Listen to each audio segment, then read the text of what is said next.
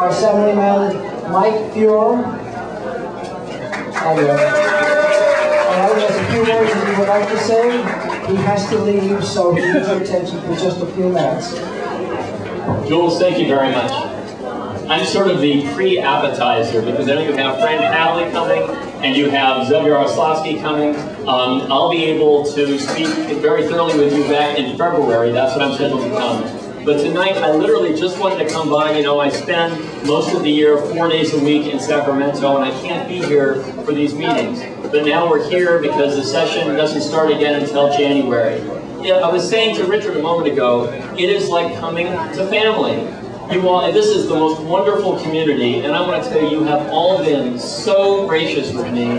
It is an honor to serve you. It really is. I just want to, thank you. I just want to mention to you one thing, and then I'll be upstaging others. I don't want to do that. One cause of mine in Sacramento has been to fight health insurance increases that can't be justified.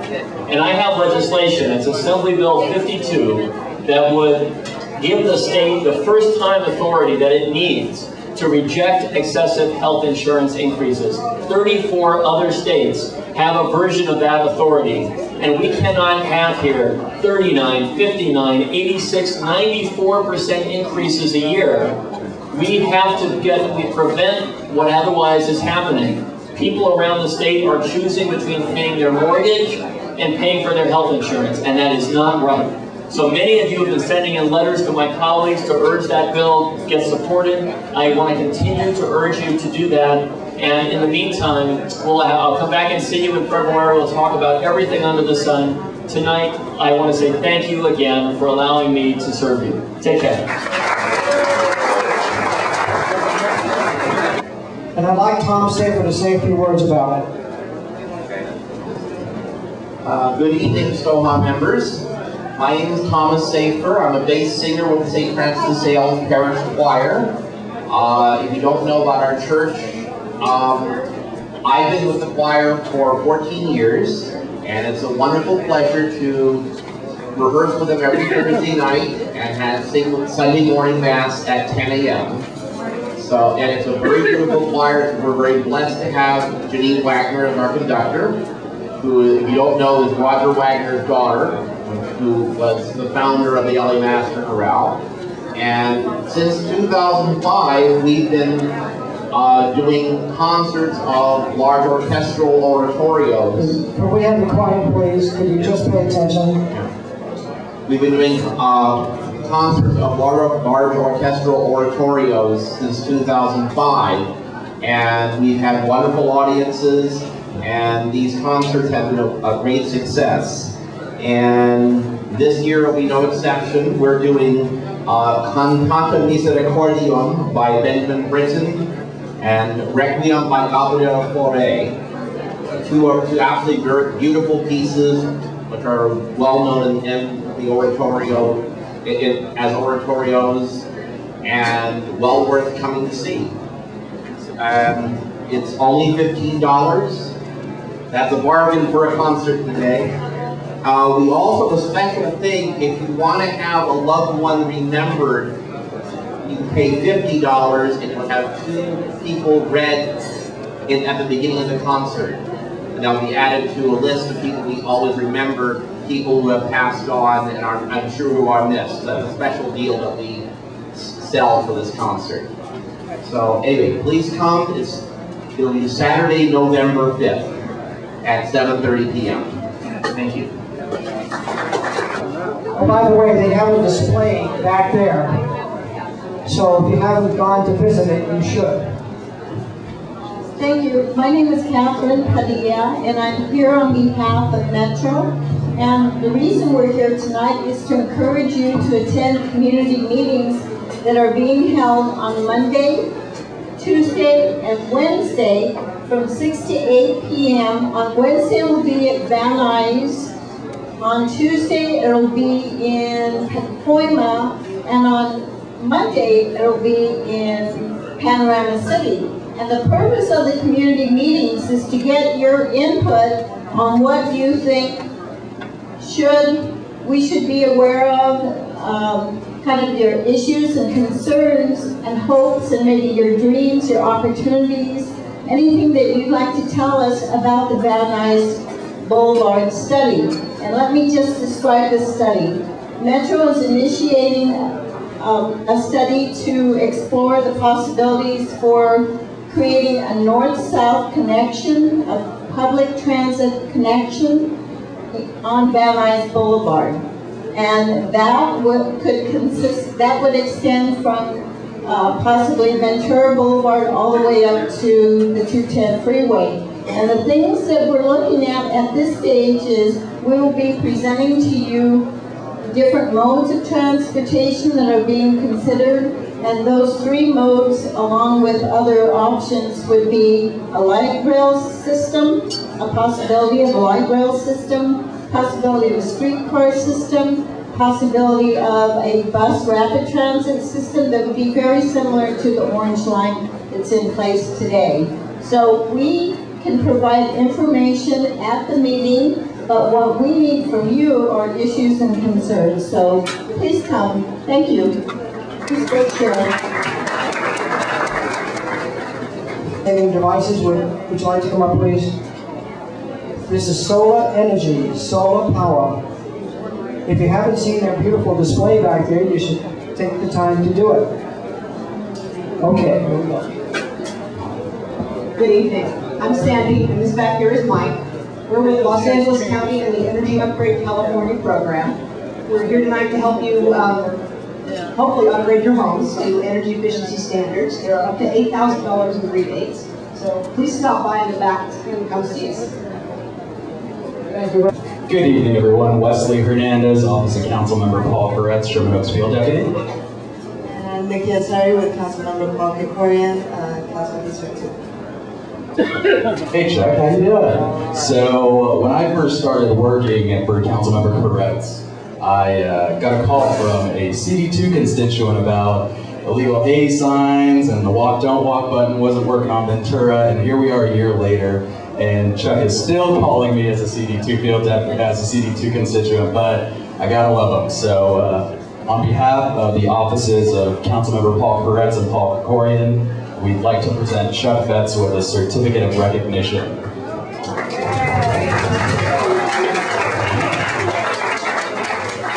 The City of Los Angeles hereby salutes and celebrates your outstanding citizenship and tremendous dedication to community betterment. Your exemplary efforts and incredible accomplishments for the Sherman Oaks Homeowners Association and the Sherman Oaks Beautification Committee have been of great value to the Sherman Oaks community and beyond. Through steadfast ways and caring deeds, you have helped make the City of Los Angeles a better place in which to live. Thank you for your service.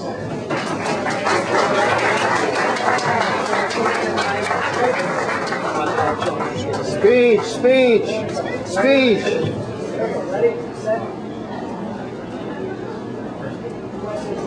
Speech.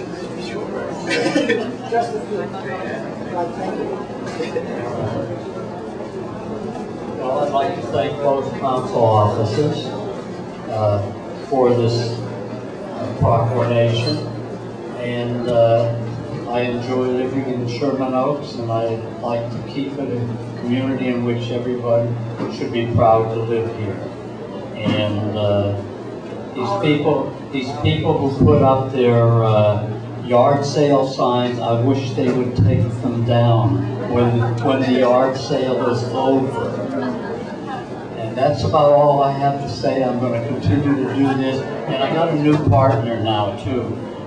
We found another person who does the same things as I do, only he's more informed than I am. So I'm going to be working with him. So the community hopefully will be kinder. Thanks, Chuck. I presume that we all know JINKY'S, and I hope that you all know the owner of JINKY'S, Alan Burma. I hope you all enjoyed your dinner. And all I can wish is keep coming to JINKY'S, keep supporting us. I will support the community too. Thank you very much. Really appreciate it. Wow, well, wait a minute, Alan. On behalf of the Sherman Oaks Homeowners Association, I would like to present this beautiful plaque to you, Restaurant of the Month. You'll notice that the first time JINKY'S was a restaurant my mom was in 1998. That was about, when we started was I think in 1996. Pretty much the beginning. So Dinners, not the association. Dinners. So we thank you so much. And we look forward, there's 6 more spots on that, Alan, and so I'll be calling you next month. Thank you. Okay. Kim Ford, are you here? Yes, come on.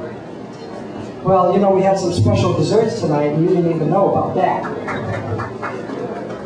So, there's a little dessertery next to the Senior Fred restaurant called Buttercelli, and Kim Ford's going to tell you a little bit about it. Hello? Did you all enjoy your desserts? Good. Well, they're all organic. We're a fully organic bakery, and we also offer gluten-free and even sometimes vegan options in case you have any dietary restrictions. So there's no reason you cannot come and enjoy something once in a while. We would love to have you come by and try some more treats that we offer. We do special orders, cakes, and we have a whole slew of holiday items coming out in the very near future. So please do come by and say hi, okay? Thank you. Thank you very much. You did a great job. Thank you. Okay, and here's Richard. Are we going to have too many projects being transferred down here? They're all going to be on the streets. Okay, I can answer that. And what about this budget? What about? More cuts coming? So those are the friendly opening questions. Yeah, that's the easy ones first. So I just the warm-up act before YAROSLAVSKY comes. I don't do a soft shoe or singing thing. So I talk a little bit about the budget, and I'll answer the question regarding the early release, I suppose we'll call it. First of all, let me give you just 5 quick updates from Sacramento. I actively supported, co-authored with the floor manager of Bob Blumenthal's bill regarding the mobile billboards that keep popping up everywhere. So I signed by Governor Brown, and hopefully we'll see less of them and give more local control to enforce getting them out, especially of our neighborhoods. I also opposed the bill, unfortunately, that was signed into law, and it will allow one city in Southern California to go ahead with the pilot program putting movable message type on the side of buses and selling it as advertisement. So whether you think it's a distraction to drivers or whether you think it's maybe a little bit of blight that could spread everywhere, stay tuned on that one. But I voted against that. I also support Mike Pure's goal in making sure that the FAA and the federal government are to crack down on helicopters that are being used for non-emergency purposes. I know with Carmageddon that was a real problem in Sherman Oaks and Bel Air and Encino and Brentwood. I had an amazing hearing the other day, and I know a few of you in the room came. It was on the Los Angeles River. Who went? I know I saw a few hands and you went. We had a standing room only gathering of over 220, 230 people on a work day in Studio City. And for those of us who've lived on the valley most of our lives, and I moved in here as a brand new baby in 1949 in Sherman Oaks, so that tells you I'm probably at least 40 years old, I guess.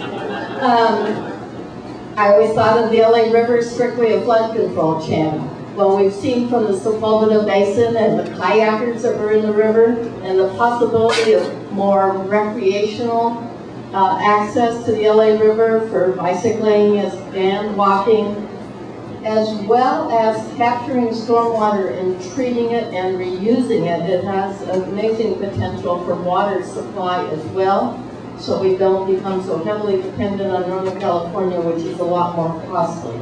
We know when it rains here, right? Valley people, it just goes right down the river and into the ocean really quickly. We can be smarter than that and recapture.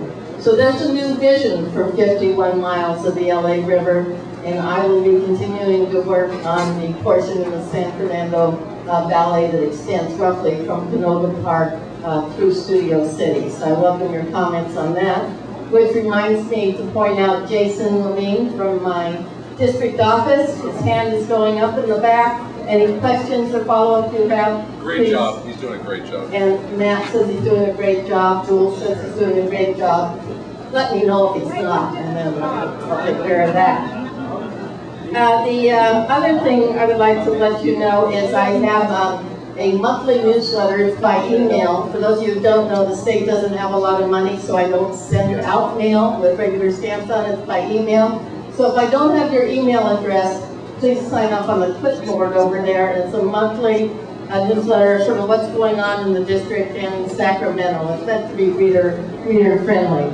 Okay, the question from Mr. Close was regarding early release. For those of you who haven't been following this real closely, there was a federal consent decree that requires California to release 33,000 prisoners.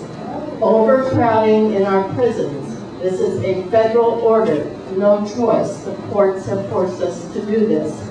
So the most thoughtful way to do this, and it was worked with in conjunction with law enforcement, is take those prisoners that maybe have those short 2-year terms that were more in jail for what was victimless crimes, maybe crimes of property, maybe some drug problems, maybe a prostitute, not the really bad people that we want locked up forever, and let them have a few months of early release. We had to release about 6,000 prisoners starting October 1st. There's going to be more released. Now, argumentatively, we could say that local government, and particularly the counties, are better equipped to deal with some of the fundamental problems that many of these prisoners have. And what are they? Drug and alcohol abuse, right? Mental illness. They're not getting treated in our prisons for any of that. They serve their 2 years and they get thrown right back into the community. And California has a 70% recidivism rate. 70% of the people that get in our state prisons come right back into them. It's a revolving door. We are not treating some of those fundamental problems of some of those people with mental illness and drug and alcohol, or even prostitution. So that is a problem. What is needed, Mr. Close, obviously, is money following those prisoners into the county facilities or city facilities so that those people get the treatment they need. So to back up a minute, these are the low-level offenders. It is usually a few months off what was their sentence to begin with, but it has to be done very thoughtfully, providing their space, that there's money for probation departments and treatment services that are available to people, and that's the conversation we're having. Right now, the state is funding the first round of prisoners. Where do we get the money? We got it from a surcharge from our vehicle license fee. That was part of the source of money, but that program ended July 1st. If you remember, we weren't allowed to vote on whether we want an extension of taxes. So now we're sort of faced with where do we get the money to send the money, because we have to release them. That's not an option because of prison overcrowding. What does it cost to keep someone in prison for a year? You know what it costs? $52,000 a year. It is cheaper to send kids to Stanford. It's absurd. So investing in our schools, investing in local law enforcement, park and recreation programs, mental health and drug abuse prevention programs, absolutely critical. So California will need to do better when it comes to prison overcrowding and the root causes. Thank you very much for coming by. Okay, I'd like to invite up Captain Snell. And after that, the candidates who are running for office are going to have them come up because the supervisor is going to determine who he wants to support based upon what you say in 1 minute. But I'm going to first go with Captain Snell. who is in charge of the Van Nuys Division, and which is in charge of all Sherman Oaks police activity. Good evening, everyone. First of all, glad to be here again. Today, what I'd like to do is talk about a couple of things. First of all, following up on the previous conversation regarding the early release of parolees and probationers. We have a program on the police department now that what we're doing, 150 officers have been dedicated to the early release program. And what that means is within the LAPD, 150 officers have been specifically assigned, and this is from the law enforcement's perspective, specifically assigned to follow up and monitor the parolees once they're released and back into the community. Within Van Nuys Division, Van Nuys Sherman Oaks area, we have 4 officers and a supervisor who are solely responsible for monitoring and managing the parolees. One of the first things that they'll be doing is checking to make sure that they're living where they say that they're living and following up with them on a routine basis. Now, with the 21 divisions within the city, 4 to 6 officers in each division will be responsible for following up on them. So it's called a parolee compliance unit. That's been mandated, even though we don't have the resources or the money. We feel it's very important because once these parolees have been released back into the communities, the recidivism rate, as she just mentioned, is significantly high, and they're the predators that really prey upon the communities. So we're going to be keeping a close eye on them. So just for your own edification and from the law enforcement perspective, we will be closely monitoring the parolees once they are released. Also, I would like to introduce to you a couple of officers from my community relations office that you may not have met yet. And it's very important because a lot of the problems that you have in your respective communities, they act as my ambassadors, so to speak, to make sure that if you have a specific issue that you can't talk to me about, you have a specific person that you can go to. First of all, I'd like to introduce the sergeant of the community relations office. He is specifically assigned to managing and monitoring our senior lead officers, and it's Sergeant Jody McGee.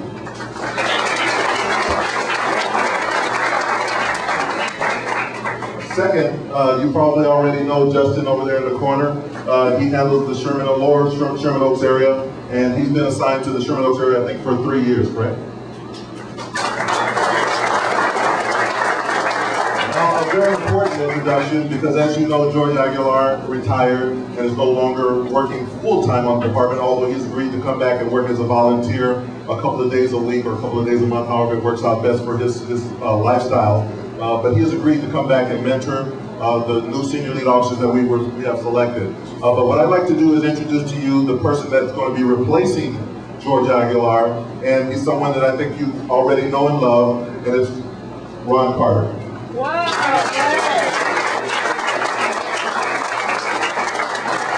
As you know, this was a very difficult decision in terms of trying to find a suitable replacement, someone that we all felt within the department and that within the community was a good fit for George. And I think that he is an extremely suitable replacement. He is a very dedicated officer, has over 30 years on the department, 10 as a senior lead officer. So this is your community relations cadre, so to speak, especially the 2 on the end there. Justin and Ron will be your primary leaders in the Sherman Oaks area, and will be responsible for taking care of you and your community. They are your new ambassadors. So I'd like to ask Officer Carter, why do we like to welcome you back to Sherman Oaks? What do you and I have in common? Well, my memory serves me well, and as I'm getting older, it's kind of skipping a beat every now and then, but you and I are both New Englanders. I'm from Andover, Massachusetts. And you're from? Lawrence, Massachusetts. And New Hampshire. Exactly. So we grew up together. I guess I'm a little older than you, but you were just a kid. Anyway, welcome back to Sherman Oaks. You were here, we liked you, we missed you when you left, and we're glad to have you back. Thank you very much. One of the things you may not know about Ron is he's also the department chaplain. So. That's right. Thank you very much. Thank you. Okay, candidates for office. Anyone who's running for office, please come up, introduce yourself, 1 minute or less, and we're going to test whether you are succinct in your statements and can give a coherent speech in 1 minute or less. Okay? Who has the timer? Hi, my name is Lorette Healy, and actually I'm a member of the Sherman Oaks Homeowners Association. I've lived in the Valley for 19 years. I served as former Deputy State Controller for the state of California. Before that, I was in private industry. Thank you very much. Okay, the last couple of years I was in job placement and workforce development at Pierce College. We had 100% job placement in the program that I worked on and won a state award. The reason why I'm here tonight is to tell you that I'm running for state assembly as your state assemblywoman in the new district that was formed as a result of redistricting. It includes Sherman Oaks. I would like to be your representative in Sacramento. Some of my colleagues have talked about the mandate from the Assembly to early release of prisoners. I'm working with City Attorney Carmen Trutanek right now on an alternative sentencing program that includes pre-sentencing workforce and job placement in lieu of incarceration. These are some of the things that I'd like to talk to you a little bit more about. If you'd like to know more about me, please go to my website, electhealy.com, and give me a call. I'd love to talk to you again. Yeah, I'm sure you're going to be at Where is that book? Okay. Here it is. You're going to be at the Holiday Toy Drive at Gelson's on Sunday, December 4th from 11 to 2. So this is your opportunity to speak to everyone one-on-one. Look forward to seeing you. Thank you. Thank you. Bob Anderson. Let's talk about helicopters. Let's talk about 405. Hi, I'm Bob Anderson. I'm on the 405 committee and the helicopter noise committee, and just want to let you know Sherman Oaks is going to really start to get its share of the 405 construction. They are now going to start retaining walls on the sides of the freeway. They're going to start to modify the freeway and widen it where the Sepulveda goes under it near Valley Vista. They're going to change Sepulveda. They're going to tear down a couple of houses. So if you live around those areas and you have any questions, let me know. For example, next week there are 2 full 405 closures from midnight till 5 a.m. Monday, Tuesday, Wednesday, and Thursday. A lot of stuff like this is happening, so it's getting messy for Sherman Oaks. And I have information about it I can help a little bit. Helicopter noise. You know we have a petition that we're putting around on helicopter noise. David Gordon, who's standing in the back waving his arms. If you'd like to sign the petition, please do. We've had over 200 people so far. Congressman Berman has tried to introduce a bill that would help protect us from helicopter noise and other helicopter safety issues for non-emergency, non-police helicopters. The tours, the media, the paparazzi, the sightseers, whatever. He's introduced Bill HR 2677. Mike Fuhr has written to our 2 state senators, supported it. Paul Koretz and Tom LeBon, city councilmen, are working on a resolution to support it. We're trying to do something about it. Richard and I talked with the U.S. House Subcommittee on Aviation this morning. They're holding a working group workshop meeting next week. We're putting input into that. If any of you have any concerns, any ideas, any horror stories, we need to know what they are so we can help, because we're trying to get the noise situation taken care of. Thank you. Thank you. Meyer. Update. Sorry. Hello. First of all, I wanted to make a small pitch for our organization. As you know, the Sherman Oaks Homeowners Association welcomes all residents of Sherman Oaks, not just the homeowners.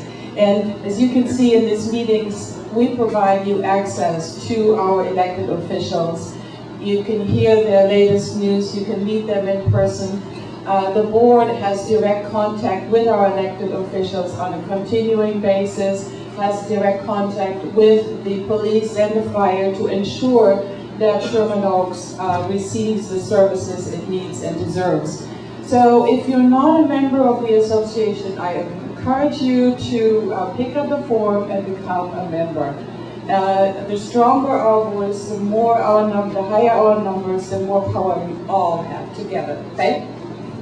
We also have, in case you would like to give feedback to the association and don't want to do an email, we have a comment card on the table So if you want us to know some of your thoughts, please feel free to fill out the comment card and just hand it to someone.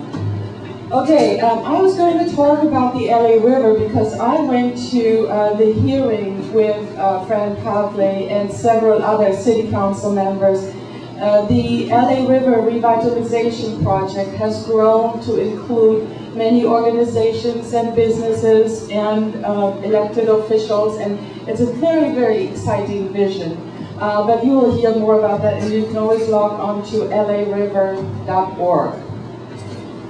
Another issue that is becoming bigger than I originally thought is on my street, Deervale, somebody erected a wall smack right on the street, not observing the setback required by the city, not observing the height limit required by the city, and as far as I know, also not observing the requirements for a building permit.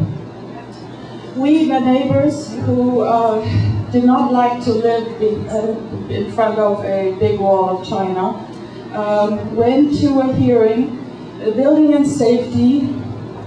And before you continue, this is important because this could happen to you. Listen what is happening. I haven't heard this happen in 20, 30 years. I'm sorry, continue. Yes, and that's why I'm speaking here now, because it's become so much bigger than my little street. The neighbors did not like to have this huge wall in our peaceful hillside street with green front yards and trees and bushes.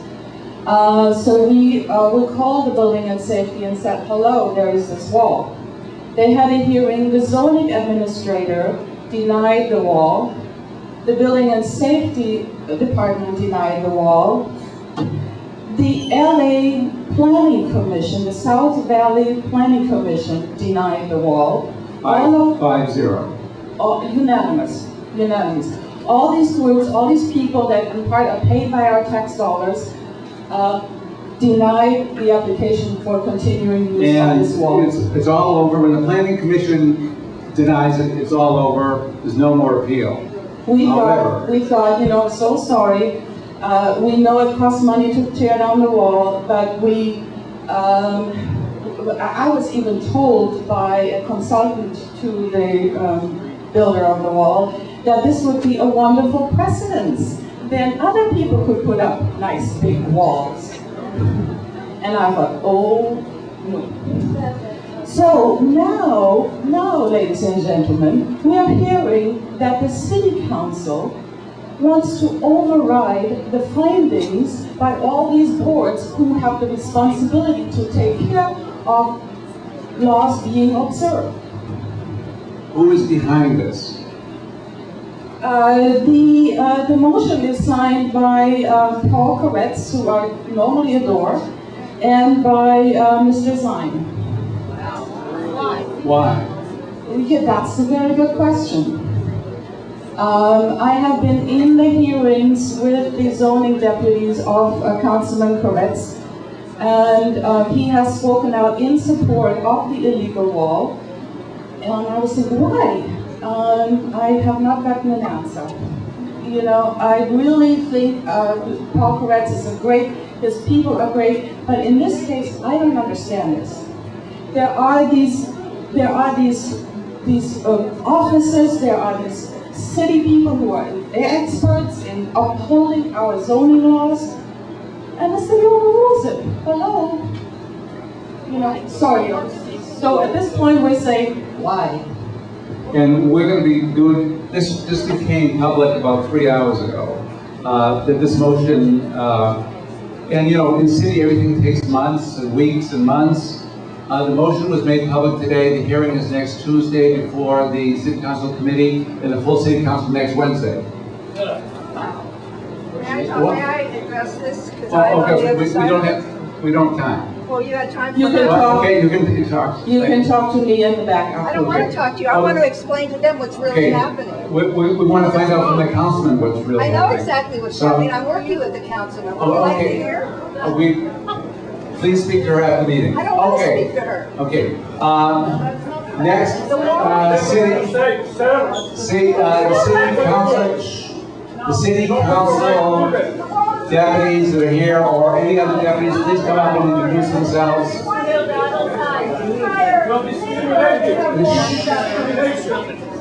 Actually, they have a vested interest in this. Okay, and I'm not going to ask Wes to, and any other deputies who are here, please come up and introduce themselves. I'm not asking Wes to respond on this. Okay.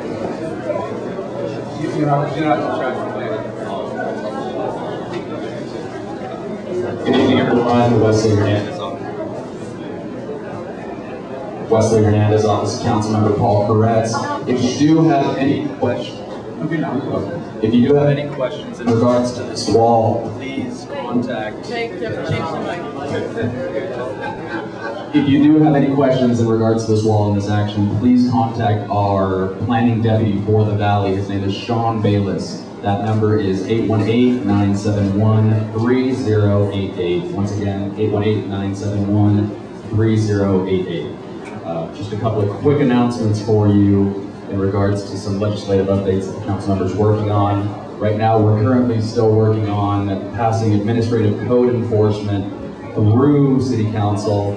It'll be back in about 30 days. For those of you who don't know what administrative code enforcement is, it's basically a program put forth by the council member and the city attorney to address low-level quality of life violations.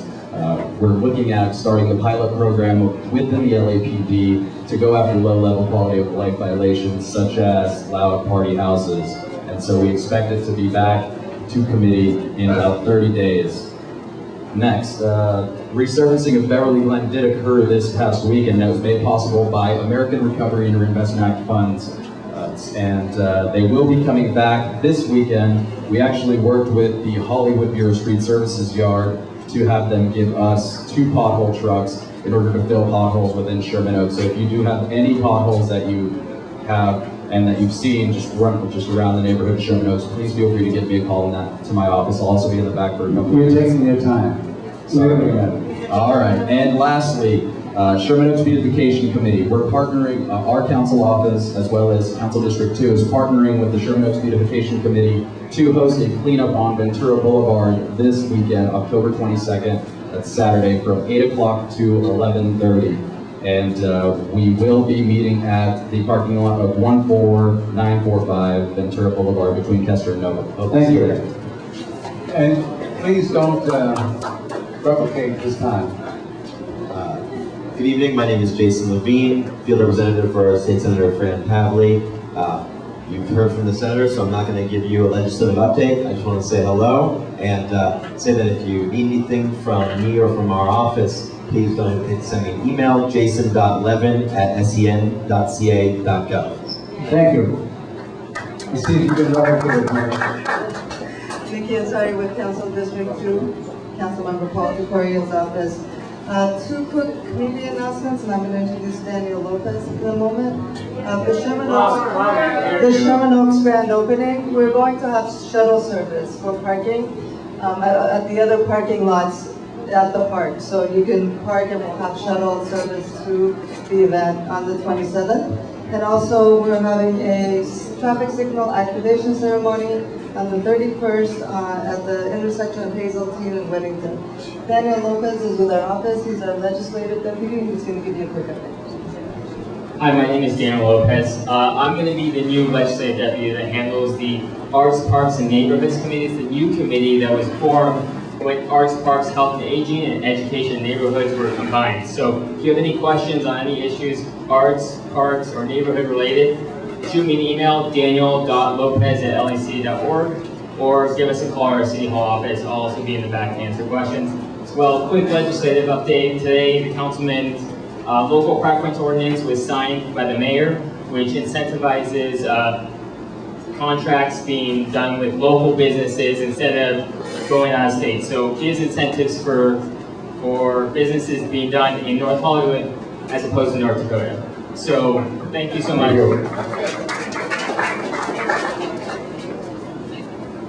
Try to keep it brief. Good evening.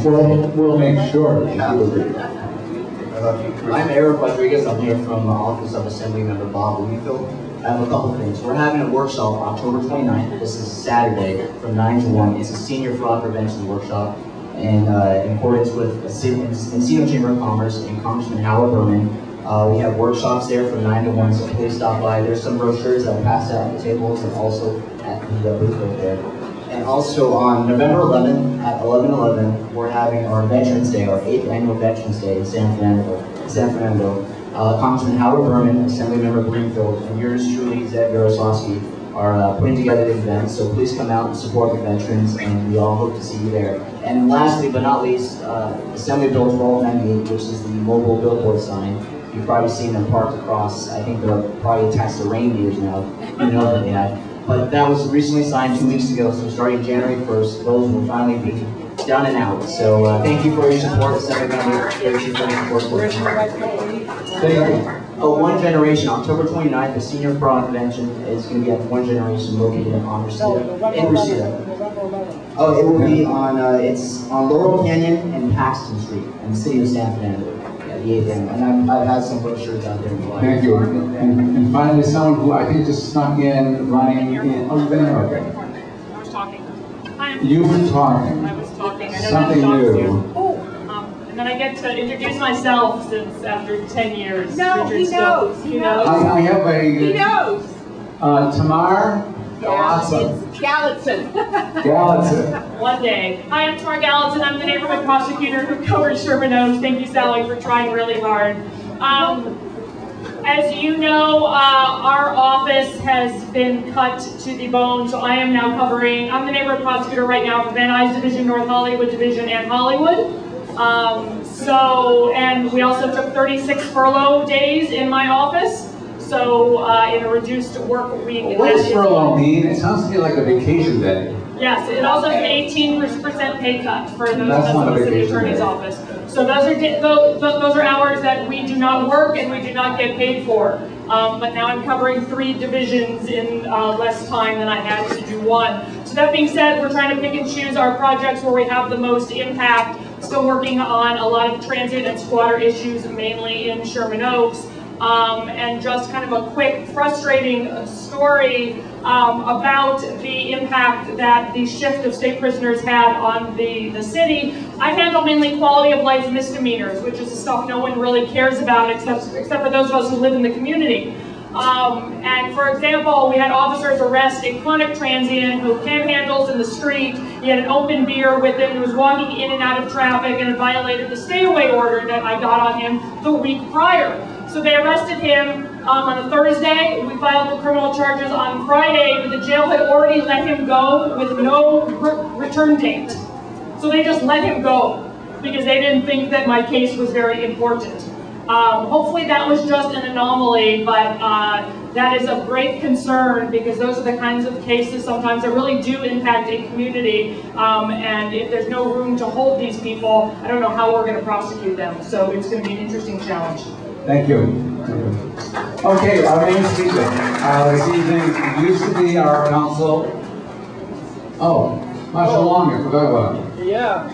Oh, you get about a minute and a half. It's so easy. Come on out.